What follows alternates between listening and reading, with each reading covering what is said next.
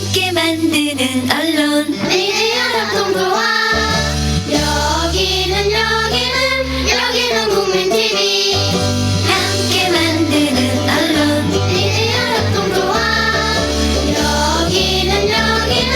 여기는 국민TV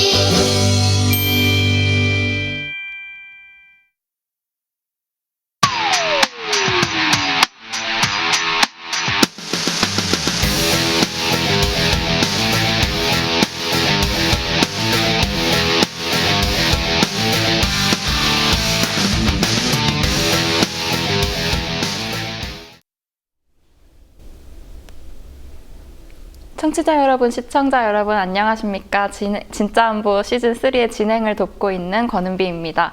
지금부터 2월 23일 방송을 시작하도록 하겠습니다. 오늘은 캐리아 왕위의 단판을 주목한다라는 제목으로 평화협정에 대해서 얘기를 나눠보도록 하겠는데요. 정국식 평화네트워크 대표님 안녕하세요. 네, 안녕하세요. 네. 반갑습니다. 네. 네, 오늘은 초대 손님 없이 네. 단둘이 오붓하게 방송을 진행하게 돼서 저는 개인적으로 더 좋습니다. 대표님, 제가 듣기로 지금 평화네트워크에서 인재를 찾으시고 계신다고 하던데요. 네, 그러니까 평화네트워크가 이제 어느덧 18회가 네.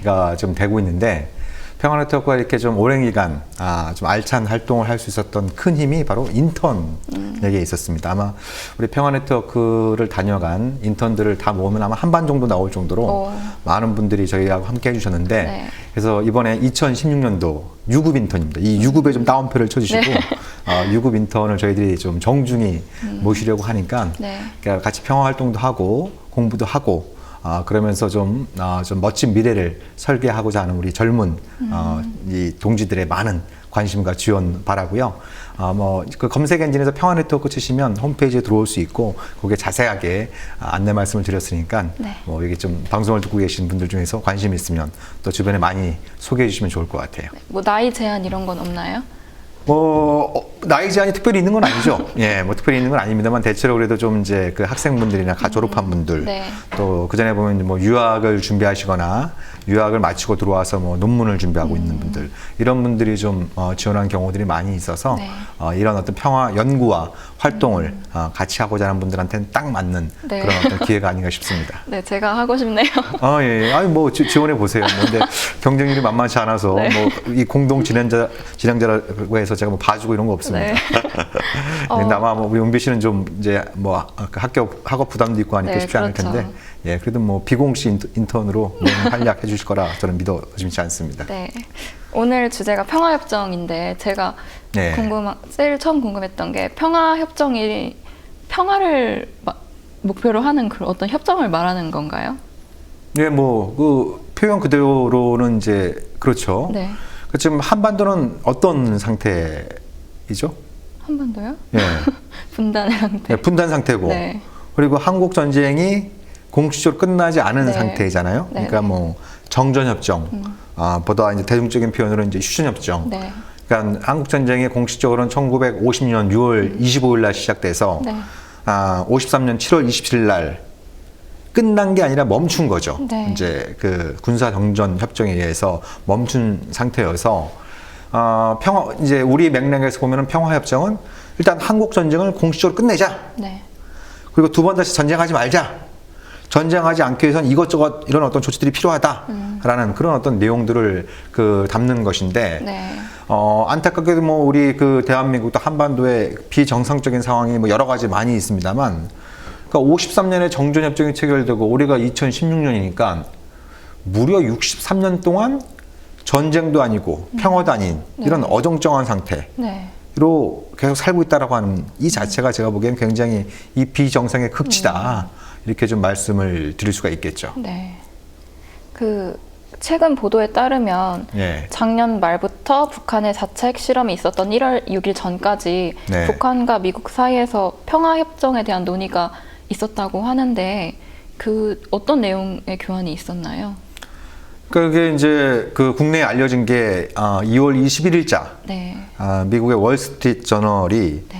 미국 정부 관계자들을 인용해서 북한이 핵실험하기 전에 미국한테 평화협정 논의를 제안을 했고, 그러니까 이제 그에 대해서 미국 쪽은 평화협정을 논의하고 싶으면 그 평화협정 논의에 비핵화 문제도 의제에 포함시켜야 된다. 네. 이렇게 역제안을 했는데 북한이 그걸 거부하고 핵실험을 했다. 네. 뭐 이런 게 이제 핵심적인 요지이죠. 네.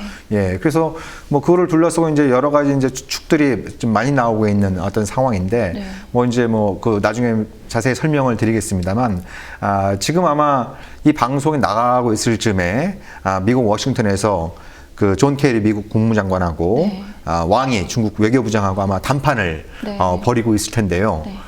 이런 부분들이 지금 이제 아주 미묘하게 맞물려 있는 거죠. 그러니까 북미 간의 일종의 비공개 접촉이 있었다라고 네. 이제 확인이 되고 있고 정확한 내용은 아직 확인이 안 되고 있습니다만 일단 접촉 사실은 확인이 되고 있고 그 접촉하는 과정에서 중요하게 논의된 게 비핵화와 평화협정을 어떤 관계로 논의할 것이냐 네. 이런 부분들이 좀 이제 논의가 됐던 것이고 그리고 그 2월 17일이었죠. 네. 왕이 외교부장이 호주 외교장관하고 이제 그 회담을 마치고 기자회견 자리에서 이 한반도 비핵화 평화협정을 동시에 네. 병행해서 논의하자라고 공식적으로 제안을 한 네. 상태입니다. 그리고 지금 보니까 그 오늘 이제 그 추고홍 그 주한 중국 대사가 김종인 더민주당 대표를 만나서 네. 아주 아주 강하게 얘기를 했죠. 사드와 관련해서 아주 강하게 얘기를 했습니다. 그러니까 한중 관계가 오랫동안 우호 협력 관계를 발전시켜 왔는데 이것 하나가 뭐겠어요? 사드? 그렇죠. 사드. 한국이 기업과 사드를 배치할 경우엔 한중 관계는 순식간에 파탄날 수 있다. 네. 이런 어떤 강한 발언을 했습니다. 그래서 또 지금 미국 뉴욕에서는 그 추가적인 대북 그 제재 결의가 지금 한참 논의가 되고 있지 않습니까? 네. 그러니까 크게 볼 때 이 사드, 그 다음에 대북 제재, 네. 그리고 평화협정 논의 이 세 가지 문제를 놓고 왕이와 캐리의 담판 이 결과가 지금 굉장히 좀 주목되고 있다 이렇게 말씀드릴 수 있는 거죠. 네. 근데 그 미국과 북한 사이에서 평화협정 얘기가 오간 직후에 북한이 이렇게 핵실험을 했잖아요. 네. 그러면은 그 평화협정은 실패한 걸로 봐야 되는 건가요? 일단 그 자세한 내용은 아직 안 알려지고 있습니다만, 네.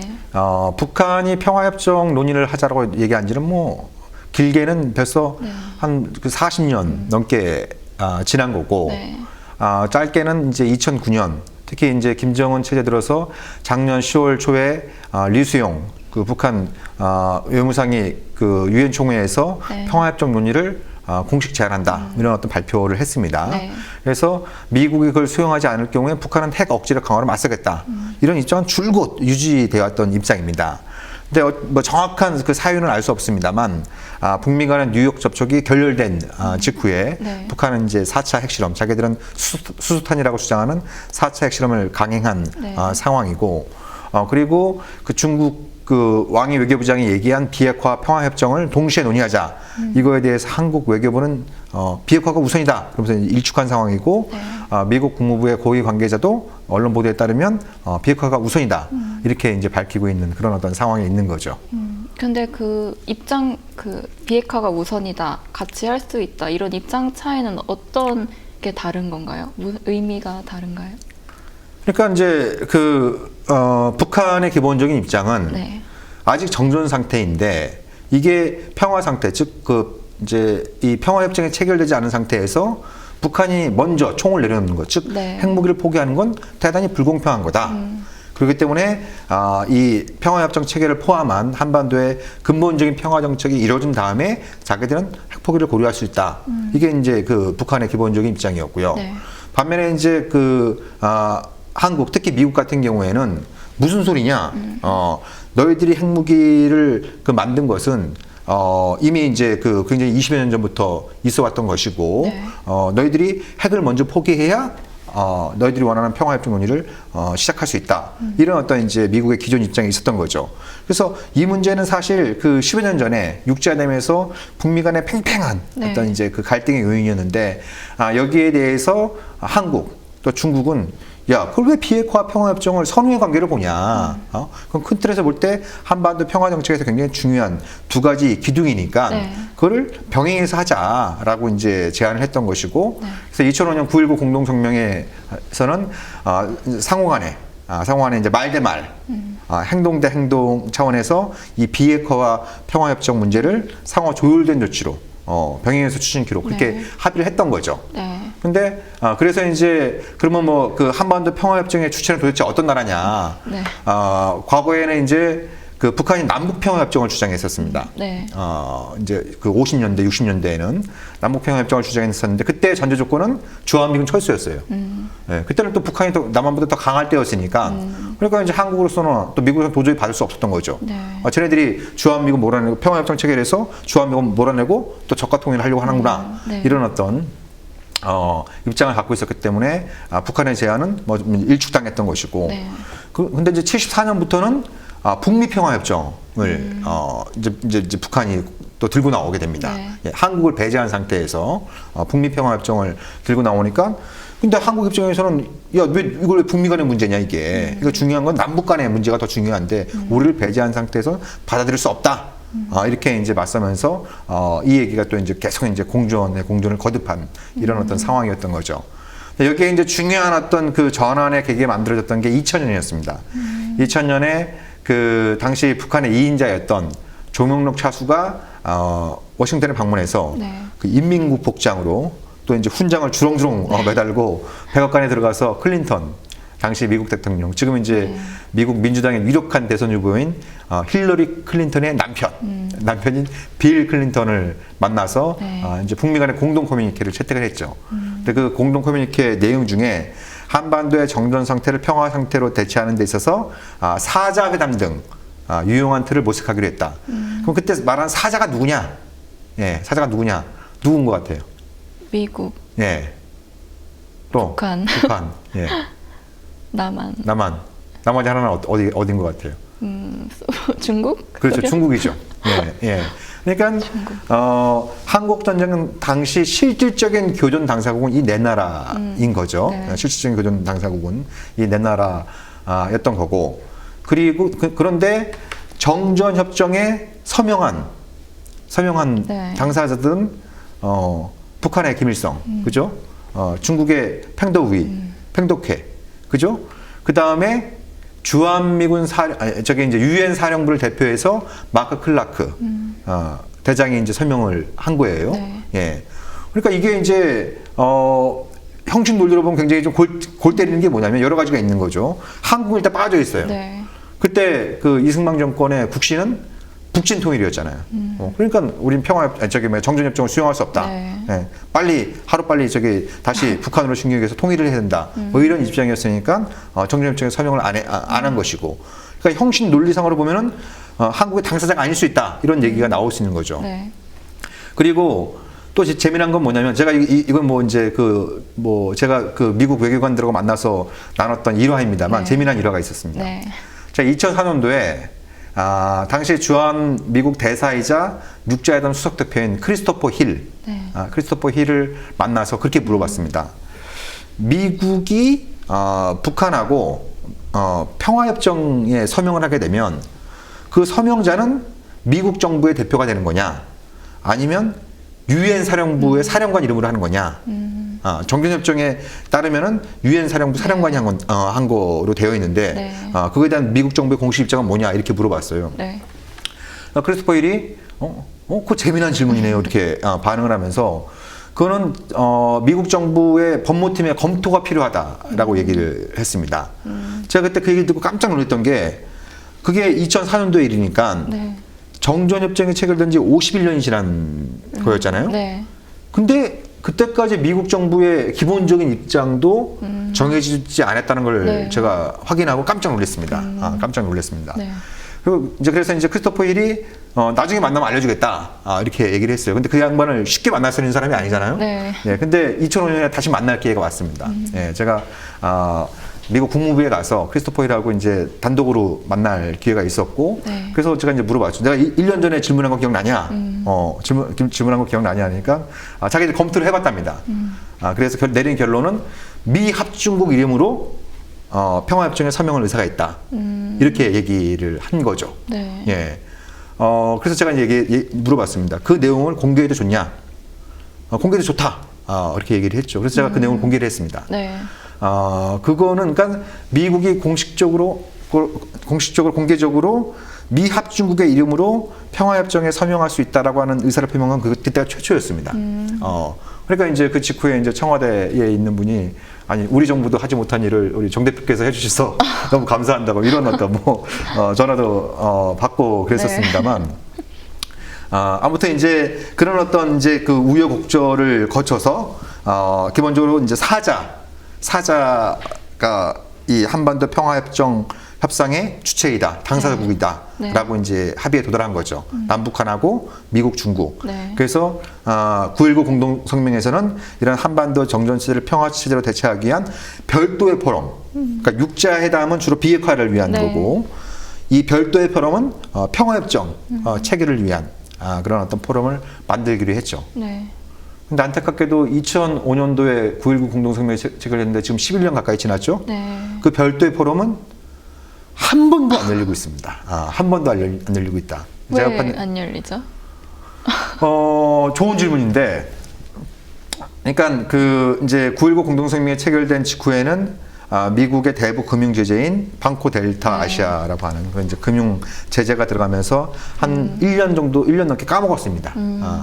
그걸 먼저 제재를 해제해야 된다. 그래야 북한은 육자회담에 복귀할 수 있다. 네. 이렇게 얘기를 했고, 이제 미국은 북한이 하나의 그 이제 이렇게 멱살을 잡은 것처럼 생각을 해서 더 북한을 막 이제 옥죄려고 하는 그런 어떤 방식으로 일종의 네오콘들의 마지막 발악이었다라고 말씀을 드릴 수 있었던 거죠. 네. 그래서 9.19 공동성명 채택도 한 13개월, 14개월 정도 까먹었어요. 예. 그러다가 이제 2006년 10월 달에 북한이 최초의 핵실험을 하고, 네.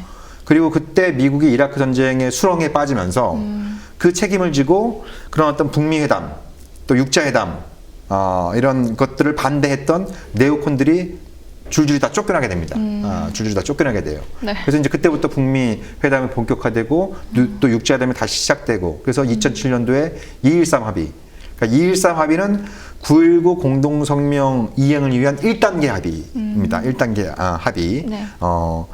그리고 그해 2007년 10월 3일에는 13 합의. 이 13 합의는 9.19 공동성명 이행을 위한 2단계 합의, 2단계 합의의 성격을 갖고 있었던 거죠. 네.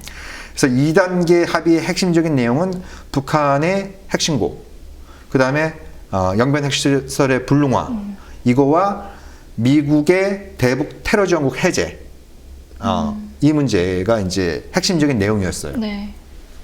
그래서 이제 그 2단계가 끝나면 다음 단계가 3단계. 네. 3단계가 바로 본 게임인 거죠.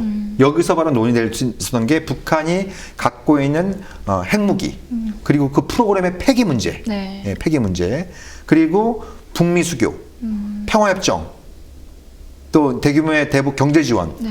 이런 어떤 이제 근본적인 문제를 가지고 협상을 하기로 되어 있었죠. 예. 근데 그게 2008년도에 무산이 되고 말았습니다. 왜 그랬냐면, 네. 그 당시에 한참 그 문제가 됐던 게 이제 검증 문제, 검증 문제라고, 이런 게 있었는데, 그러니까 북한이 핵신고를 했잖아요? 네.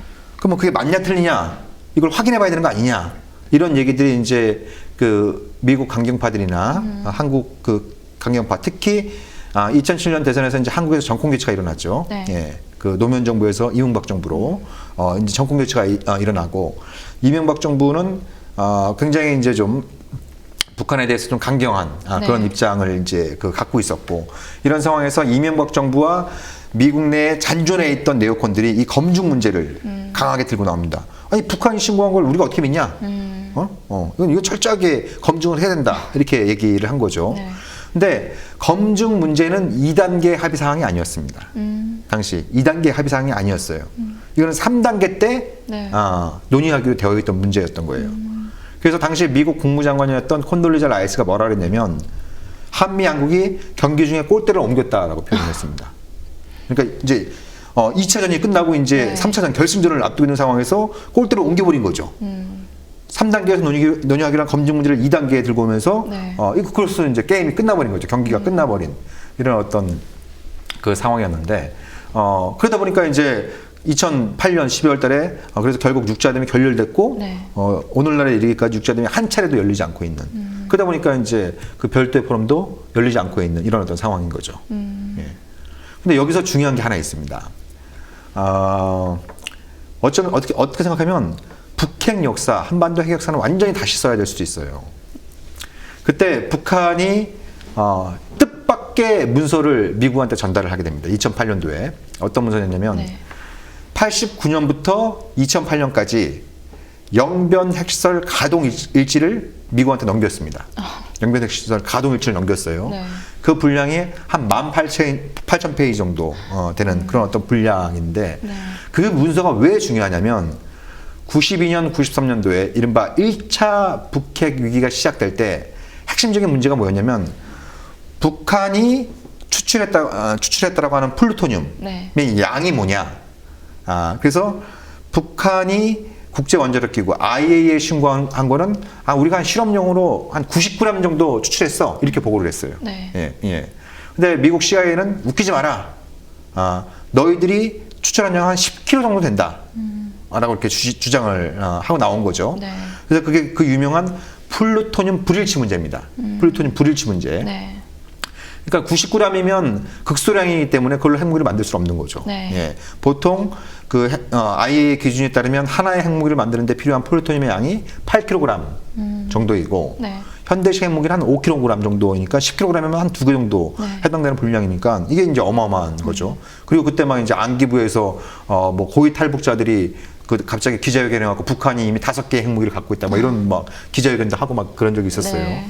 그래서 그게 이제 1차 이른바 그 한반도 핵 위기의 시발점이었는데, 근데 2008년도에 북한이 미국한테 건네준 그 18,000페이지에 달하는 그 문서를 미국 정부에서 면밀하게 분석을 했습니다. 네. 근데 아주 흥미로운 결론이 나왔어요. 그건 뭐냐면 네.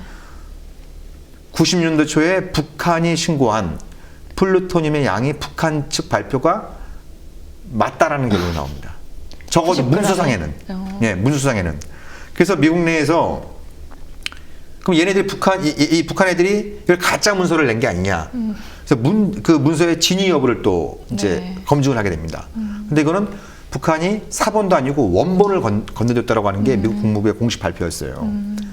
그래서 당시 그 대북 정책을 둘러싸고 팽팽하게 맞서했던 사람이 콘돌리자 라이스, 이제 국무장관이었던 협상파였고, 그 다음에 부통령이었던 딕 체니, 네오콘의 그 수장이라고 불리는 수뇌라고 불리는 딕 체니가 있었습니다. 네. 딕 체니는 그때 북한을 테러 지원국에서 삭제하는 것에 대해서 굉장히 강력하게 반대를 했었어요. 근데 그때 라이스가 부시 대통령을 설득하면서 가장 강하게 내세웠던 근거가 북한이 신고한 플루토늄 양이 정확하다. 자기들이 분석한 결과. 네. 그래서 이제 우란 농축 문제가 남아있긴 하지만 이 플루토늄을 정확히 신고했다라고 하는 것은 미국이 북한을 테러 지원국에서 해제할 만한 충분한 근거가 된다. 라고 이제 설득을 해서 결국 그 부시가 북한을 테러 지원국에서 해제를 하게 되는 거거든요. 네. 예. 그러니까 오늘날에 이르기까지 그 이른바 북핵 역사의 공식적인 기록은 북한이 국제사회를 속이고, 그죠? 90년대 초에 국제사회를 속이고 비밀리에 플루토늄 한 10kg 정도를 추출했는데, 네. 그게 이제 그걸 이실직고하지 않고 계속 감추고 있다가 오늘날의 사태까지 온 것이다라고 이렇게 보통 많은 사람들이 알고 있는데, 네. 미국 국무부, 그 다음에 콘돌리자 라이스의 회고록, 이건 저의 주장이 아니에요. 네. 예, 예. 그 당시 핵심적인 당사자였던 콘돌리자 라이스와 당시 미국 국무부의 분석 결과를 보면 90년대 초에 북한이 신고한 플루토늄 양이 정확했을 가능성이 상당히 높은 거죠. 예, 예. 네, 그런 측면에서 볼 때는 어떻게 보면 이제 이 한반도 핵 역사를 완전히 새로 써야 되는 이런 네. 어떤 측면들도 있는 거죠. 뭐 제가 좀 몇 개를 샜는데 다시 예, 우리 근데 평화협정 질문으로 돌아와 보죠. 이번 아까 말씀하신 것처럼 어떻게 보면 평화협정에서 남한이 네. 주체가 아니라는 이렇게 볼 수도 있잖아요. 그 네. 정전 협정에 서명을 하지도 않았고 네. 지금까지 북한의 주장도 네. 남한이 아닌 미국과 대화하겠다. 네. 그것과 관련해서 지금 현재 정부는 어떻게 잘 대응하고 있다고 보시나요? 현재 정부라 하면은 지금 박근혜 정부. 박근혜 정부도 그렇고 이제 예. 그러한 북한 예. 평화협정에 관한 예, 정부의 예. 대응? 평화협정이 그 한국 정부의 공식적인 대북 정책, 네. 국가 전략에서 빠진 지는 오래됐습니다. 그거는 2008년 네. 이명박 정부 들어서면서부터 그게 빠져버렸죠. 그래서 그러니까 평화협정은 그 자체로도 북한뿐만 아니라 우리 대한민국한테도 굉장히 중요한 목표인 거거든요. 네. 예. 아니 평화협정을 체결해서 남북한 또 이제 미국과 중국을 포함한 이 사자가 더 이상 싸우지 말고 사이좋게 지내자라는 네. 게 우리한테 얼마나 큰 뭐 이익입니까? 네. 그죠? 예, 예. 그걸 통해서 통일 기반. 지금 청와대에 계신 분이 그렇게 강조하는 통일 기반 조성이 당연히 되는 것이고, 네. 그리고 전쟁 가능성을 갖다가 제거하게 되면 본격적으로 남북 간의 교류 협력이 시작되는 네. 거고, 그 과정에서 한국은 새로운 경제 성장 동력을 찾을 수가 있는 네. 것이고, 그 속에서 지금 헬조선이라고 막 절망하고 있는 청년들의 일자리 창출도 네. 상당 부분 우리가 마련할 수 있는 부분들이 생기는 것이고, 그렇죠. 그렇죠. 이 대한민국 그래서 미래에 있어서 평화협정은 대단히 중요한 어떤 그런 문제인데, 네. 근데 이게 이제 빠져버린 거죠. MB 때부터, 이명박 정부 때부터. 왜냐, 기본적으로 야, 저 북한 곧 망할 건데, 망하면 우리가 잡아먹으면 되는데 뭘 쟤네들이랑 평화협정을 체결해서 쟤네들의 수명을 연장시켜 주느냐, 이런 식의 어떤 이제 생각이 굉장히 좀 강했던 거죠. 예. 그러니까 뭐예요, 북한은? 그럼 너희들 빠져. 예? 우리 미국이랑 단판 지을 거야. 네. 그 너희들은 또 전시작전권도 없다며. 예? 예. 그러니까 뭐 너희들 같은 이제 생각도 없고, 미국의 호구, 꼭두각시라고 네. 이제 뭐 괴뢰라고 부르니까 뭐 네. 우리가 그걸 동의하지 않습니다만, 북한은 뭐 아무튼 이제 그렇게 주장하면서 너희들 빠져. 이런 식의 이제 얘기를 하고 있으니까, 그러니까 또 이제 박근혜 정부는 저게 전형적인 통미봉남. 예? 예. 북한이 미국하고는 통하고 남한은 네. 봉사하려고 한다는 통미봉남 전술에 말려드는 것이다. 그러니까 북한이 제안하고 있는 평화협정을 미국이 수용하면 그건 통미봉남에 말려드는 거니까 절대 수용하면 안 된다. 뭐 이런 식으로 이제 나오니까 이 논의의 진전이 전혀 없는 거죠. 네.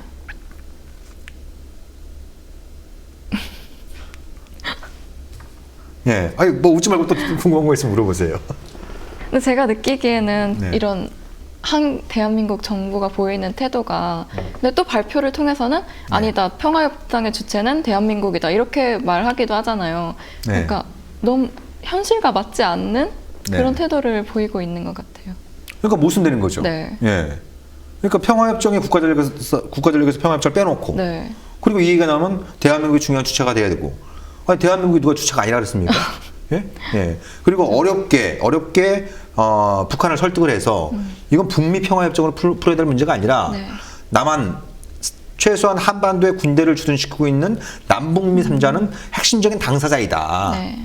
그리고 너희들이 이게 못 믿어오면 그럼 2대1이 될 수 있잖아요. 못 믿으면 중국도 끼자. 중국도 어찌되었든 한국 전쟁의 핵심적인 교전 당사국이었고, 네. 그리고 사실상 이제 그 북한의 유일한 동맹국이고, 그리고 또 이제 바로 이제 또 국경을 접하고 있으니까 중국도 끼어서 그럼 사자로 가자. 예? 예. 그래서 들어간 거거든요. 예. 근데 자기 전략에서 그걸 빼놓고 네. 이 얘기가 나오면 우리가 핵심적인 주체야, 당사국이야. 이렇게 얘기하는 것 자체가 이제 좀 전형적인 뭐 유체 이탈식의 화법인 셈이 되는 거죠. 네. 그럼 오늘 이루어지고 있는 그 워싱턴 DC에서의 예. 캐리와 왕이의 회담에서는 네. 회동에서는 방금 말씀하신 그런 뭐 선 비핵화 이런 얘기들이 오고 가는 건가요? 그러니까 이게 이제 굉장히 이제 세 가지 주제가 지금 걸려 있죠. 한반도 문제에 관련해서는 사드, 네. 대북 제재, 그다음에 비핵화 평화협정. 그러니까 이제 뭐 그 대화. 이 이제 세 가지 키워드가 있는 거죠. 사드, 제재, 네. 대화. 이 세 가지 키워드가 있는 거예요. 그러니까 지금 원래 계획에 따르면 오늘, 그러니까 23일 오늘 한미 양국이 사드 협의를 위한 네. 공동 워킹 그룹 네. 실무단을 위한 약정서에 서명하기로 돼 있었어요. 네. 근데 이게 돌연 연기가 됐어요. 네. 돌연 연기가 됐어요. 그것도 네. 미국이 연기가 잘해서. 그래서 이것이 이제 시사하는 바가 몇 가지가 있는 거죠. 첫 번째, 중국이 한국한테 아무리 얘기해봐야, 사드 문제 관련해서 아무리 얘기해봐 이제 이게 말귀를 잘 못 알아듣는다고 생각하니까 바로 이제 중국은 미국하고 얘기를 하는 겁니다. 예. 그러니까 이거는 사드는 굉장히 중요한 전략 문제다라고 생각하니까 바로 미국을 얘기해서 중국이 이런저런 막 얘기를 쭉 하겠죠. 예? 이건 전략 문제이기 때문에 한국에 사드가 들어오면 중국의 안보 이익을 심각하게 해치는 것이고, 그래서 미국이 그걸 강행하면 우리도 자시하지 않겠다. 근데 우리만 자시하지 않겠다는 것이 아니고 뭐예요? 러시아도 자시하지 않겠다는 겁니다. 그래서 우리가 1대1로 너희들하고 붙으면 우리가 좀 밀릴 수 있는데 중국하고 러시아가 손을 잡고 너희들하고 맞으면 우리도 해볼 수 있다. 너희들이 그런 어떤 전략적 경쟁 상태를 감수할 거냐. 뭐 이런 식으로 이제 미국에 이제 경고를 했겠죠. 뭐 추정컨대. 예. 그러니까 미국도 좀 저렇게 중국하고 러시아가 저렇게 날뛰고 있는데 사드 문제 관련해서 이걸 꼭 배치를 해야 돼? 뭐 이런 식의 이제 좀 신중론이 이제 나올 수 있는 것이고. 네. 그래서 지금 왕이와 캐리의 담판에서 이제 주목할 거는 미국은 지금 이 문제와 관련해서 지금 국방부는 뭐라고 우리나라 국방부는 뭐라고 얘기를 하고 있냐면 사드 배치와 유엔 안보리 협의는 별개다. 예? 별개다 이렇게 얘기를 하고 있어요. 네. 근데 이거 별개가 아닙니다. 예, 별개가 아니에요. 이거는 미국의 기본적인 입장만 살펴봐도 별개가 별개가 아니라 굉장히 서로 연관되어 있는 그런 문제예요. 왜냐하면 미국이 그 오랫동안 취해왔던 방식은 중국이 강력한 대북 제재에 동참하지 않으면 네. 미국도 더 이상 중국의 안보 우려를 고려하지 않겠다. 이런 어떤 좀 협박을 했던 거거든요. 네. 그럼 중국의 안보를 더 이상 고려하지 않겠다라고 할 때 대표적인 게 바로 사드를 비롯한 MD 배치인 거죠. 네. 예, MD 배치인 거죠. 그러니까 이번에 이제 그 왕이와 캐리의 회담에서 일차적으로 주목할 거는 바로 그 부분이죠. 미국은 사드 배치를 중국의 대북 제재 동참을 유도할 수 있는 지렛대로 삼으려고 하겠죠. 예, 예. 그러니까 너희들이 좀 유엔 안보리에서 좀 강력한 대북 제재 결의해주면 우리가 좀 사드 배치를 한번 다시 생각해 볼게. 뭐 이런 식의 이제 얘기를 하게 되겠죠. 네. 예, 예. 그러면 이제 중국은 뭐라고 반격을 가할 거냐? 예? 우리가 언제 대북 제재를 안 하겠다는 거냐? 그렇지만 과유불급의 우를 범해서는 안 된다. 제재의 범위가 북한 주민들의 그 생활, 그러니까 북한의 민생에 영향을 미칠 수 있는 제재는 우리는 동의할 수 없다. 그죠? 예, 그러니까 정상적인 어떤 무역 거래라든지 네. 특히 뭐 식량이나 에너지, 석유 거래 네. 이런 어떤 부분들은 우리도 먹고 사는 문제 그렇잖아요. 특히 뭐 겨울철에 이런 데서 이제 기름이 없으면 뭐 얼어 죽을 수 있는 거니까. 네. 또 북한은 굉장히 추운 나라인데. 네. 그러니까 이런 어떤 정상적인 무역 거래는 제재 대상에서 제외시키겠다라는 이제 그런 입장을 갖고 있는 게 하나 있고. 네. 더 중요하게는 제재의 목적이 뭐냐? 북한의 제재를 가하고 있는 목적이 뭐냐? 한국 정부나 미국 일각에서는 아예 북한의 숨통을 끊어놓겠다라고 하는 건데, 그건 우리 중국으로서는 도저히 받아들일 수 없다. 대신 제재의 목적은 북한으로 하여금 진지한 자세로 협상 테이블에 다시 나오게 하는 게 목적이 돼야 된다. 라는 거죠. 이게 이제 네. 중국의 이제 일관된 네. 입장인 거죠. 그러니까 이제 중국은 그렇게 얘기를 하는 거죠. 그러면서 이제 왕이가 그 워싱턴에 가기 전에 아까 말씀드린 것처럼 지금 한미 양국은 비핵화 우선이라고 얘기하고 네. 북한은 평화협정 우선이라고 얘기하고 그렇지만 우리가 옛날에 합의한 게 있지 않냐. 9.19 공동성명에서 뭐라고 돼 있냐면 둘 같이 하자는 거니까 그걸 같이 하자. 병행해서 하자라는 이제 제안을 내놓은 상태인 거죠. 네. 예. 그러니까 이제 그 중국으로서는 일단 그 미국에 강력하게 경고를 함으로써 사드를 좀 무력화시키려고 할 것이고 동시에 좀 새롭고도 지금보다는 좀 새롭고도 강력한 대북 제재, 유엔 안보를 통한 대북 제재에 동의함으로써 이제 그 미국과 한국을 좀 다시 이제 대화 테이블로 이끌어내겠다라고 하는 또 북한도 마찬가지로 이제 네. 이끌어내겠다라고 하는 그런 보관을 갖고 있는 이런 어떤 상황인 거죠. 이제 뭐 그래서 그 회담 결과를 예측하기는 쉽지 않습니다. 이게 미국하고 이제 중국 사이의 대화입니다만 네. 어찌됐든 한국의 입장도 굉장히 중요하거든요.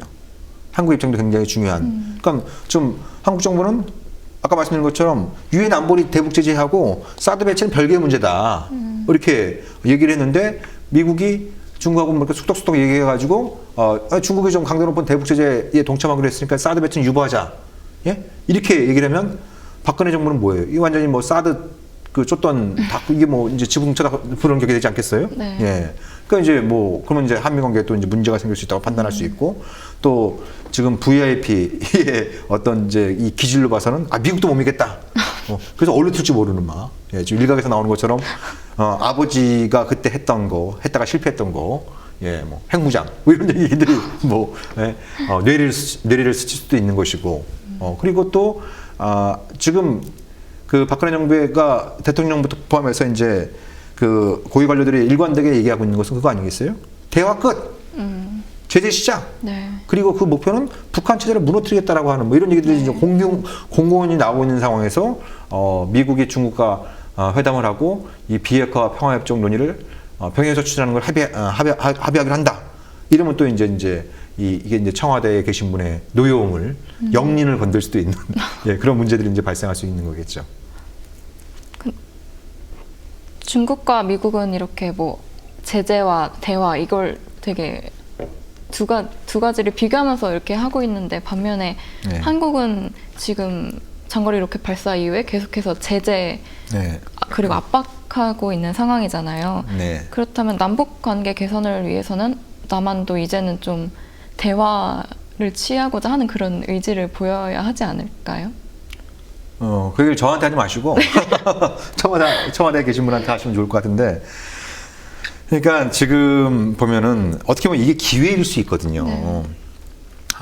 이걸 좀 이렇게 큰 틀에서 또 이제 좀 장기적으로 정말 대통령이 그렇게 강조하는 안보를 포함한 국익을 기준으로 본다고 한다면 왕이와 캐리의談判은 우리한테도 굉장히 중요한 기회일 수 있습니다. 첫 번째, 지금 그 개성공단이 폐쇄된 상태잖아요.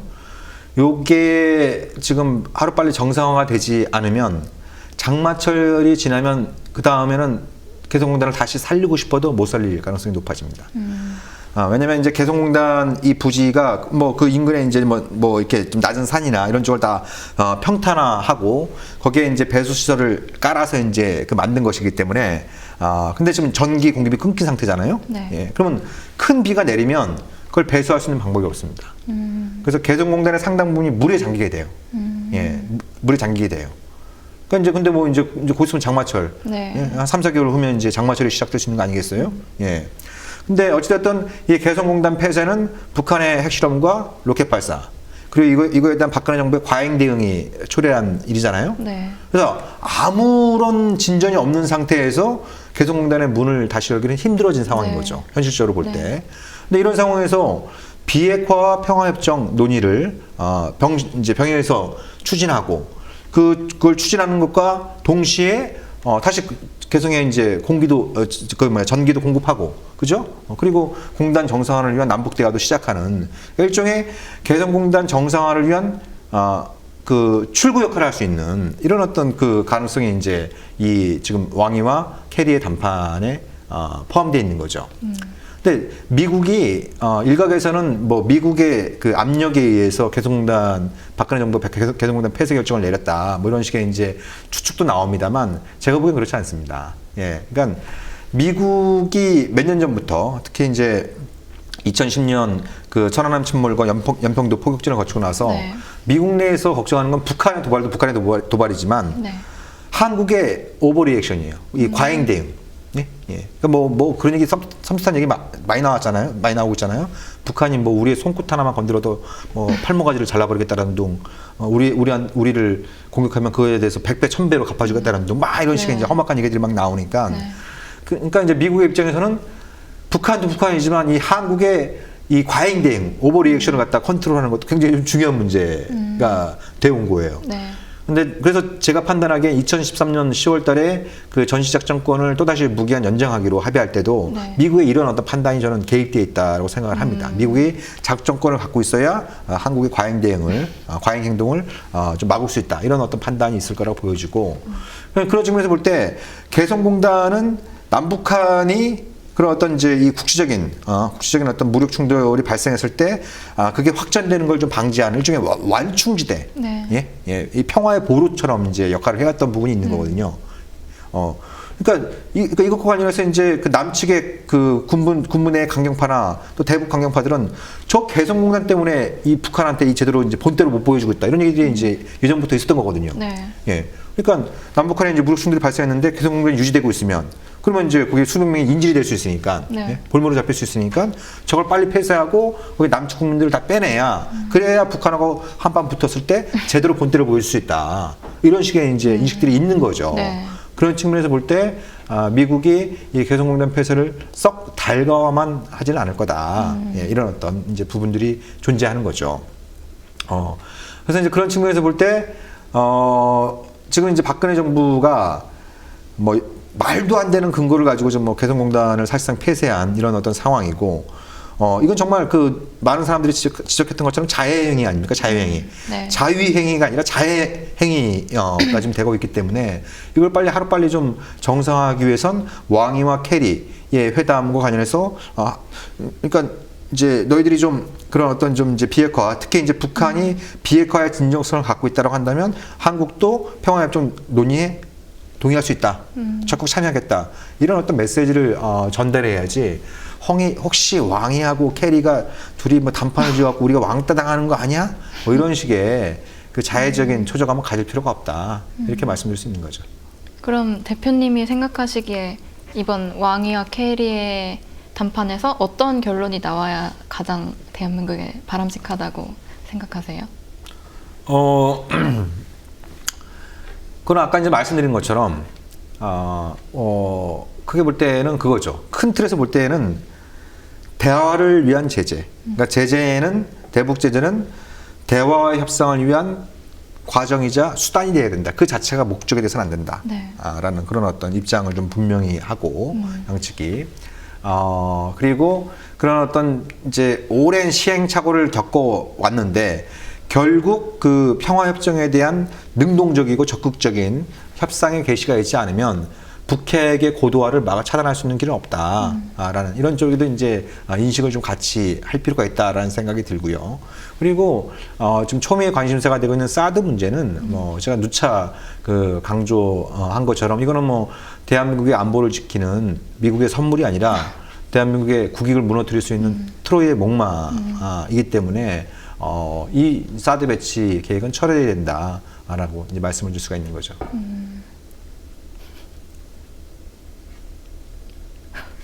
네. 왜 웃고 계세요? 네. 네. 별로 제가 웃긴 얘기 한 것 같지도 않은데. 이거 좀 나중에 좀 편집이 좀 들어가야겠는데. 예. 그러니까 이제 그 중요한 어떤 부분이 뭐 아까 이제 제가 사드 얘기도 했었고 우리가 지난주에 이제 프레시안의 이재호 기자와 사드에 대해서도 이제 좀 뭐 간략히 얘기를 했습니다만 제가 나름대로 이렇게 좀 면밀히 분석해 본 결과 사드는 한국 방어에는 실효성이 없고 일본 방어에는 상당히 좀 네. 기여할 수 있는 측면들이 있다. 네. 예. 그러니까 그 사드 배치 지역에 따라서 한국이 어디에 배치되느냐에 따라 좀 양상이 좀 달라질 수 있겠습니다만 어찌됐든 사드가 한국에 배치되게 되면 일본 같은 경우에는 사드 그 다음에 이지삼 뭐 동해나 남해에 배치되는 이지삼 네. 그 다음에 일본 본토에 있는 패트리엇 팩3 네. 이 세 개로 이어지는 삼중 방어 체계를 돈 한 푼 안 내고 네. 돈 한 푼 안 내고 그걸 확보할 수 있는 길이 열리기 때문에 사드 배치 시 가장 큰 수혜자는 일본의 아베 신조 정권이 될 거다라고 이제 생각을 하는 거고요. 네. 그리고 그 중국이 왜 이렇게 붕괴하느냐 이 사드 문제와 관련해서 그리고 김정은은 왜 남몰래 미소 짓고 있느냐. 그러니까 이 사드 문제가 공론화되면서 어때요? 지금 보면은 한중 간의 관계가 균열되고 있고 네. 미중 관계도 이제 균열되고 있고 러시아도 마찬가지고 그렇잖아요. 네. 예. 그러니까 북한은 어떻게 보면은 뭐 그 손 안 대고 코 푸는 격으로 그죠? 예. 예. 자기들이 가장 전략적으로 시도해왔던 한중 관계의 이간질 그죠? 또 미중 관계의 균열 이것이 이제 러시아까지 번지고 있는 이런 상황이다 보니까 이제 북한의 입장에서 상당히 전략적으로 유리한 그런 어떤 이제 공간을 확보할 수 있는 이런 셈이 되는 거죠. 그래서 한국의 사드 배치 논의를 보면서 아마 김정은이 이제 그 혼자 혹은 이제 부인과 함께 미소를 띠고 있지 않을까. 그리고 또 이제 그 동해 너머에 있는 아베 신조 역시 아까 말씀드린 것처럼 굉장히 실효적인 특히 일본한테는 이제 실효적인 측면들이 많이 있는 거죠. 특히 그러니까 이제 한국 같은 경우에는 이제 휴전선 넘으면 다 인구 밀집 지역이잖아요. 그러니까 사드가 날아오는 미사일을 유격하는 것도 쉽지 않지만 이걸 맞춰도 탄두가 파괴된다라고 탄두가 파괴되는 문제는 전혀 별개의 문제예요. 별개의 문제. 그러니까 탄두가 초속 한 3km에서 5km 정도로 이제 떨어지게 되고, 그죠? 그리고 꽃갈콘 모양이고, 그리고 빙글빙글 돌면서 떨어지게 되고, 그리고 탄피 자체가 굉장히 두껍습니다. 그러니까 이걸 맞춰도 파괴시키는 게 굉장히 힘들어요. 그러니까 이게 이제 예를 들어서 A라고 하는 지점을 향해 떨어지고 있는데 이게 사드가 설사 맞추더라도 뭐예요? B라고 하는 지점으로 네. 떨어질 수 있는 이런 어떤 위험성이 있는 거예요. 근데 일본의 입장에서는 뭐예요? 북한이나 중국 사이에 한국이 있고 그리고 또 동해가 있잖아요. 네. 바다가 있단 말이에요. 예. 그러니까 어디선가 이게 일단 맞추기만 하면 탄두가 파괴되지 않아도 네. 일본 본토에 떨어질 가능성은 확연히 줄어들게 되는 거죠. 예, 이런 어떤 그 장점들이 있기 때문에 이 휴전선을 맞대고 있는 한국이 동해를 사이에 두고 있는 일본이나 또 태평양을 사이에 두고 있는 미국과 이 사드를 비롯한 MD를 보는 관점이 달라져야 된다라고 이제 줄곧 얘기를 해왔던 거죠.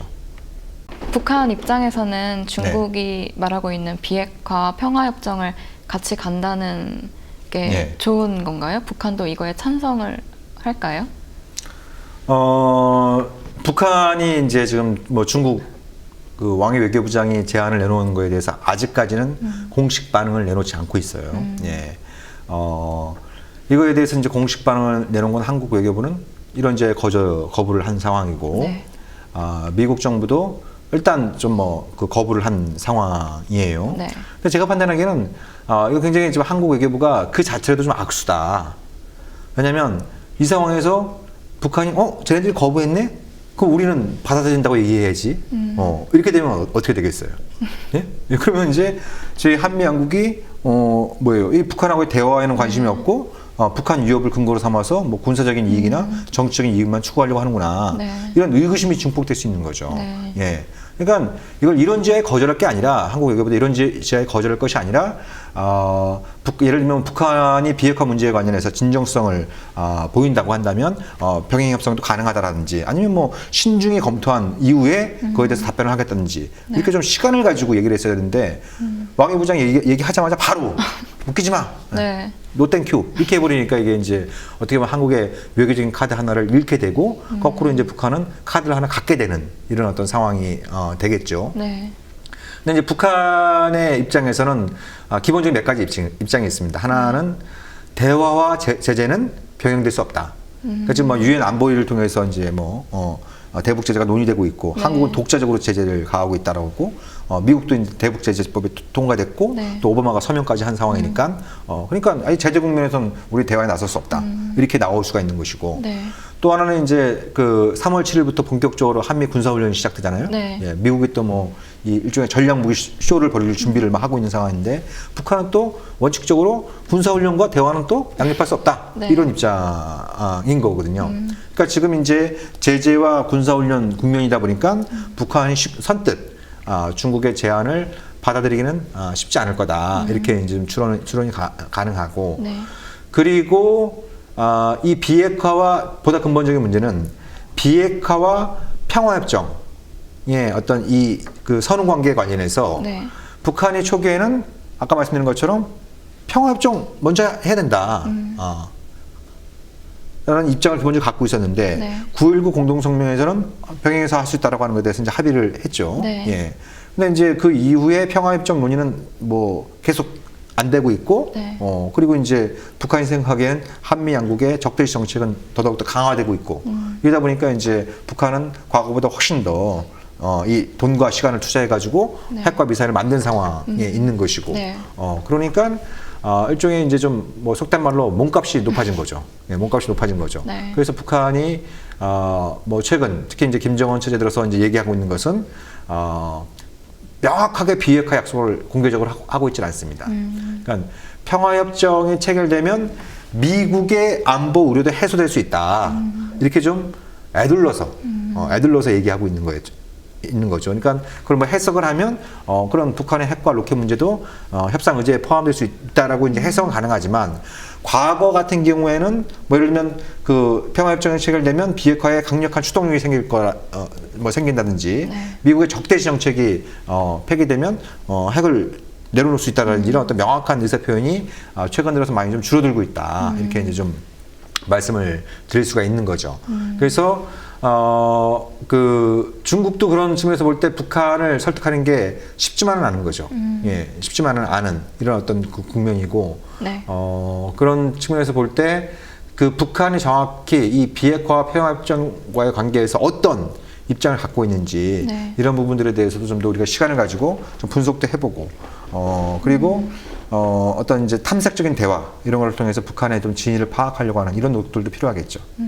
그럼 대표님이 생각하시기에 이 비핵화 평화협정을 병행하는 이 노선을 어떻게 풀어가야 한다고 생각하세요? 그러니까 그 사실 뭐 깊이 있게 들어가면 상당히 복잡한 문제들이 많이 있을 네. 수가 있는 거죠. 근데 우리가 왜 그 모든 고차 방정식은 뭐예요? 1차 방정식으로 환원이 될 수 있는 거죠. 네. 예, 모든 고차 방정식은 제가 수학자들한테 확인한 내용입니다. 그리고 왜 이제 고인이 된 지 몇 년 됐습니다만 그 이제 스티브 잡스가 얘기했던 그런 거잖아요. 뭐 복잡함의 궁극은 단순함이 있다. 그래서 우리가 뭐 그 아이폰을 봐도 정말 그 간단해 보이는 그런 어떤 스마트폰에 정말 복잡한 그런 기능들, 아주 네. 그 훌륭한 기능들이 이제 숨어 있는 것처럼, 그러니까 그렇다면 그 한반도에서 이 굉장히 갈수록 그 고차 방정식이 되고 있는 한반도 문제에서 1차 방정식은 뭐냐 도대체. 예. 그리고 갈수록 복잡해지고 있는 이 상황에서 이 복잡함의 이 궁극인 단순함은 무엇인가? 이런 부분들에 대해서 좀 우리가 그 생각을 할 필요가 있는데, 그거는 우리가 그 서두에서 얘기한 것처럼 63년 동안 강화되고 있는 바로 정전체제의 문제이고, 이 정전체제 하에서 독보소처럼 자라난 것이 바로, 암세포처럼 자라난 것이 바로 북핵이다. 그렇기 때문에 이 비정상적인 토양, 이 독버섯이 자라나온 이 비정상적인 토양을 바꾸지 않으면 북핵 문제는 절대로 해결될 수 없는 이런 어떤 그 속성을 갖고 있는 거죠. 예. 그리고 사실 평화협정도 우리가 좀 더 큰 틀에서 이제 평화체제라는 표현도 같이 쓰고 네. 있잖아요. 평화협정은 평화체제와 같은 게 아닙니다. 평화체제의 일부인 거죠. 예. 평화체제의 일부인 거고. 그러면 네. 우리가 한반도에서 평화체제다라고 얘기할 때는 정전협정을 평화협정으로 대체하는 문제뿐만 아니라 적대 관계에 있는 북미 간의 수교 문제, 또 북일 간의 수교 문제, 그죠? 그리고 한국이 북한을 회수통일하지 않겠다라고 하는 명확한 어떤 이제 그 신뢰 구축의 문제, 이런 또 한반도에서의 군비 통제와 군축의 문제, 네. 이런 그 문제들이 다 포괄되어 있는 이런 어떤 그 성격의 문제인 거죠. 네. 비핵화도 마찬가지입니다. 비핵화도 마찬가지인 게 우리가 보통 북한의 비핵화, 뭐 박근혜 정부는 그런 표현을 많이 쓰고 있습니다만, 북한의 비핵화라고 하는 것은 그 어떤 공식 문서에도 담겨있지 않은 표현입니다. 예. 공식 문서에 담겨있는 표현은 뭐예요? 한반도. 그렇죠. 한반도의 비핵화인 거죠. 한반도 비핵화인 거죠. 한반도 비핵화에는 북한의 핵포기뿐만 아니라, 그죠? 미국의 대북 핵위협, 예?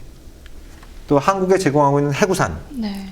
그 다음에 한국의 그 이제 이 비핵화 문제, 그러니까 뭐 한국의 이제 그 핵무기를 만들 수 있는 어떤 잠재력을 제거하는 문제, 그걸 갖다 이제 제어하는 문제, 이런 문제들 다 포괄하고 있는 이런 어떤 그 차원의 문제인 거예요. 네. 예. 그러니까 이 비핵화라고 할 때 우리가 그 개념 규정을 어디까지 둘 거냐. 특히 또 중요한 게, 그러면 북한이 그 전력선상용인 어떤 뭐 그런 이제 이른바 평화적인 목적의 핵이용은 어떻게 할 것이냐. 예? 이것도 중요한 문제거든요. 네. 예를 뭐 이란 핵 문제를 보더라도 이란의 그 평화적인 핵이용 권리는 보장하되 그것이 핵무기 개발로 적용되는 것을 갖다 차단하는 것이 이란 핵협상의 핵심적인 내용인 거거든요. 예. 그럼 북한한테는 어떻게 할 거냐? 북한한테는 어떻게 할 거냐? 이런 어떤 차는 문제가 있는 거죠. 네. 북한이 비밀리에 국제사회를 속이고 핵무기를 개발했다라고 하는 강한 그런 어떤 의구심을 갖고 있는 한미일 이 세 나라 입장에서는 좀 평화적인 핵이용도 못하게 할 가능성이 높은 거죠. 또 북한 입장에서는 절대로 또 그걸 수용을 안 하려고 네. 하는 차원의 문제인 것이고, 그리고 육자에 대한 공식적인 의제는 아니지만 로켓 문제 어떻게 할 거냐, 이것도 복잡한 문제거든요. 로켓 문제도 그러니까 오히려 최근 그 이제 한 10년 정도의 상황을 갖다 이제 복귀해 보면 문제의 상당 부분의 발달은 북한의 로켓 발사로부터 시작되는 이런 어떤 양상들을 밟아왔던 거죠. 네. 예. 그러니까 뭐 이번에 쏜 게 이제 미사일이냐 로켓이냐 뭐 그것도 논란이 많이 있고 뭐 이제 지난 방송에서 잠깐 다뤘습니다만, 네. 어찌됐든 북한은 유엔 안보리에 의해서 위성 발사가 금지된 유일한 나라예요. 예. 위성을 발사했다는 이유로 유엔 안보리에 회부된 최초의 사례이자 또 유엔 안보리에서 위성 발사를 금지하고 있는 유일한 나라인 거예요. 네. 예. 근데 북한은 이제 그걸 절대로 수용할 수 없다. 뭐 이런 어떤 입장인 거고. 그리고 북한이 그러면 정말 위성을 가지려고 하는 거냐? 아니면 저게 위성의 탈을 쓴 탄도미사일이냐? 제가 보기엔 둘 다입니다. 예, 둘 다예요. 북한이 특히 90년대 중후반에 아주 극심한 이 자연재해를 겪고 네. 또 이제 뭐 북한 스스로 그 강조하고 있는 자력갱생 뭐 이런 것들을 위해선 독자적인 위성 체계를 가져야 된다라고 하는 네. 욕심이 굉장히 강한 거죠. 집착이 강한 거죠. 그래서 2000년에 이제 북미 미사일 회담 때는 뭐 예를 들면 러시아가 북한의 위성을 대리 발사해주는 이런 쪽에 이제 타결 일부 측정까지 갔던 거거든요. 네. 예, 갔던 이런 사례가 있습니다. 그래서 그 핵 문제와 더불어서 로켓 문제를 어떻게 풀 것이냐, 예, 이 문제도 굉장히 중요한 문제로 부상할 수밖에 없다. 그래서 이제 뭐 개인적인 어떤 접근법은 그렇게 생각합니다. 그러니까 평화협정 문제. 그러니까 평화협정 논의를 개시하는 것 자체가 상당한 신뢰 구축에 기여할 수 있고 네. 또 이 상황을 갖다 컨트롤할 수 있는 이런 어떤 부분인 거죠.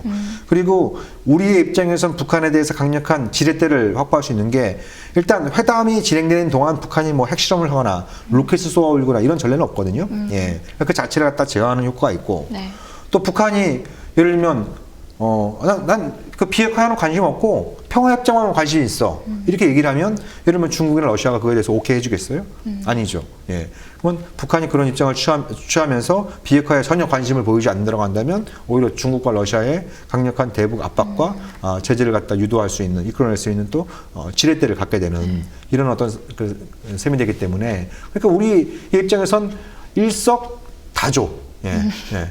그 하나의 어떤 그 평화협정 논의 개시를 통해서 여러 가지 효과를 누릴 수 있는 그런 어떤 그 측면들이 있기 때문에 우리가 이거 마다할 이유가 전혀 없다. 이거 마다할 이유가 전혀 없다. 아니 대통령이 뭐 지금은 이제 잊혀진 얘기가 됐습니다만 한때는 뭐 통일 대박도 얘기하고 정말 한국 경제가 살 길은 북한밖에 없다. 뭐 이런 식으로 얘기를 하지 않았습니까? 네. 그럼 통일을 하려면 평화협정을 체결해야 될 거 아니에요. 네. 평화협정을 체결하지 않고 어떻게 통일로 현실적으로 통일로 가겠습니까? 네. 예. 그러니까 그런 어떤 부분들이 누락되게 되면 결국 그 박근혜 정부가 추구하는 것은 흡수통일이다. 혹은 흡수통일을 마치 할 수 있을 것처럼 여론을 호도해서 정치적인 이익을 챙기려고 하는 것이다. 이런 식의 어떤 의구심이 증폭되고 있으니까 네. 박근혜 정부도 뭐 이제 아직도 2년이라고 하는 이제 기나긴 시간이 남아 있습니다만 사실 아까 제가 그 부시 행정부 예도 잠깐 들었습니다만 부시 행정부가 임기 막바지에는 정말 많은 일들을 했거든요. 제2의 그 북미 관계, 또 한반도 정세의 황금기라고 할 수 있는 2007년 또 2008년 초에 어떤 이제 그런 어떤 성과들도 낸 바가 있었던 거죠. 네. 안타깝게도 이제 그때 그 백악관에서 쫓겨난 네오콘들이 청와대로 취직을 하는 바람에 그리고 이게 이명박 정부 때뿐만 아니라 이 박근혜 정부 때까지 이어지고 있고 오히려 더 좀 강해지고 있는 네. 이런 어떤 상황이다 보니까 굉장히 좀 답답한 상황이 반복되고 있는데 네. 제가 누누이 뭐 강조 말씀을 드리고 싶은 거는 지금 그 죽어가고 있는 개성공단을 살리는 길, 그죠? 그리고 지금 갈수록 고도화되고 있는 북한의 핵 능력을 억제하는 길, 네. 그죠? 그리고 이러다가 혹시 전쟁이 터지는 게 아니냐 이런 어떤 불안감의 문제. 예? 그러니까 지금 뭐 전방 보면은 난리잖아요. 네. 예? 남북 양측에서 틀어대는 막 그 확산기 때문에 거기 있는 주민들이 밤잠을 못 이루고 계실 정도로 이게 무슨 뭐 이런 민폐형 안보가 어디 있습니까? 예? 이런 민폐를 초래하는 안보가 어디 있어요? 네. 그리고 또 이런 위협을 초래하는 안보. 이건 정말 이건 자학적인 안보인 거고 정치적인 목적을 위한 안보를 전락하고 있는 이런 어떤 그 상황에 있는데 저는 뭐 늦지 않았다. 늦지 않았다. 박근혜 정부가 좀만 생각을 달리하면 네. 뭐 지금까지 여러 가지 과오를 많이 하고 굉장히 큰 업적을 세울 수 있는 그런 길이 있다.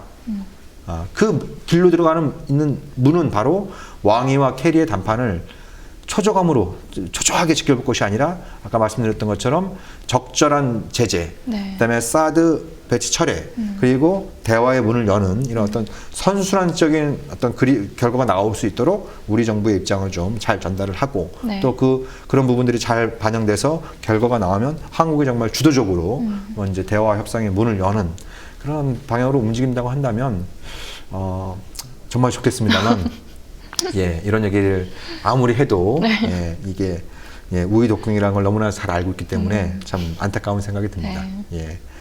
그래서 뭐 이런 그 부분들 아니라 끝으로 좀 또 한 말씀 드리고 싶은 부분은 사실 중국 정부가 그 비핵화와 평화 협정을 동시에 논의하자 이런 제안을 공식적으로 한 건 이번이 처음이거든요. 근데 사실 이런 어떤 제안은 뭐 제일 좋은 건 한국 정부가 내놓는 거였고 네. 그게 안 된다고 한다면 야권에서 나왔어야죠. 야권에서. 예, 한국 야권에서 그런 부분들이 적극적으로 좀 얘기가 되고 네. 또 이게 이제 국내에서 좀 여론화가 되고 그런 부분들이 좀 국제사회에서도 좀 이제 좀 확대되는 이런 어떤 모양새를 좀 취했어야 되는데 네. 저는 그러지 못하니까 이제 중국이 그 얘기를 꺼내버리니까 이러면 야권이 그 얘기를 받자 이러기도 좀 뻘쭘해지는 뭐 이런 이제 그 얘기들이 반복되고 있는데 네. 근데 어떻게 보면 지금 뭐 야권 뭐 당장 총선의 문제도 있고 대선의 문제도 있겠습니다만 정말 대한민국이 이게 정말 헬조선으로 가느냐 아니면 이런 위기를 딛고 새로운 어떤 도약과 발전 그 속에서 이제 국민들의 어떤 고통도 덜어낼 수 있는 길로 갈 수 있느냐 아주 중대한 이 분수령에 와 있거든요. 그렇다고 한다면 좀 야권이 작은 차이들은 좀 내려놓고 네. 큰 뜻을 가지고 좀 뭉칠 수 있는 어떻게 보면 지금 한반도의 위기가 전화위복의 기회가 될 수 있다. 네. 야권도 살아나고 민생도 살아나고 평화도 살릴 수 있는 그런 어떤 전화위복의 기회가 될 수 있다. 이런 생각을 좀 가졌으면 하는 그런 어떤 네. 바람입니다. 예. 혼자 너무 많이 떠든 것 같네요. 예. 네. 오늘 뭐 이것으로 좀 이 정도로 맞춰도 되지 않을까요? 네. 예. 평화협정으로 나눠본 오늘의 방송은 여기서 마치도록 하겠습니다. 감사합니다. 예, 고맙습니다.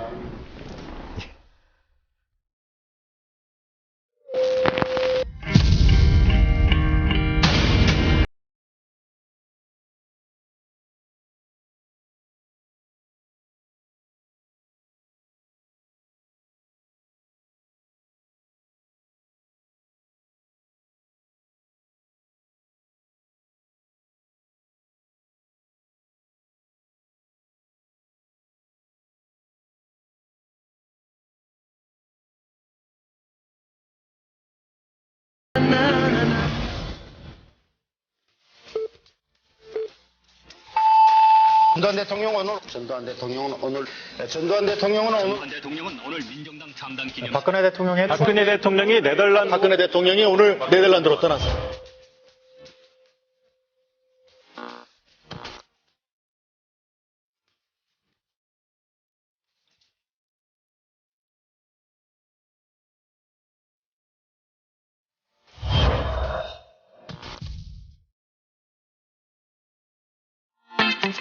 국민TV, 국민라디오 그리고 뉴스케이를 응원하시는 분들 미디어 협동조합 조합원 가입으로 힘을 실어주십시오. 그리고 기존 조합원 분들은 월조합비 납부 신청을 해주시면 감사하겠습니다.